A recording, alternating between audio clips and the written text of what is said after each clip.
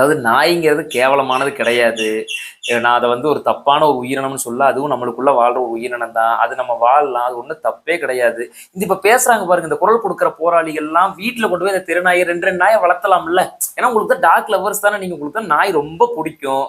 அதனால நீங்க கூட்டிட்டு போய் உங்க வீட்ல வச்சு வளர்த்தீங்கன்னா, எந்த விதமான மாற்று கருத்து எதுவுமே சொல்லவே போறதில்ல. ஏன்னா ஒரு ஒரு பெண் வந்து நைட்டு வேலைக்கு போயிட்டு நைட்டு 12 மணிக்கெல்லாம் வந்து பார்த்தீங்கன்னா, இந்த மில்லுக்கு போறவங்கலாம் வந்து இறங்குவாங்க. ஏன்னா அவங்க ஷிஃப்ட் வந்து பார்த்தா மாறி மாறி வரும். மத்தியானம் 12 மணிக்கு போனா நைட்டு 12 மணிக்கு, காலையில 9 மணிக்கு போனா நைட்டு 9 மணிக்கு வந்து 12 மணிக்கு இறங்கும்போது ஊரே அமைதியா இருக்கும்போது 4 நாய் சேர்ந்து அந்த பொண்ண தொரத்துனா, அந்த பொண்ண ஒரு நாய் கடிச்சதுன்னா, அதுக்கு எவ்வளவு கஷ்டம் தெரியுங்களா? கவர்மெண்ட் ஹாஸ்பிட்டல்ல போய் ஊசி போட்டுறலாம்னு ஈஸியா சொல்லிறலாம்.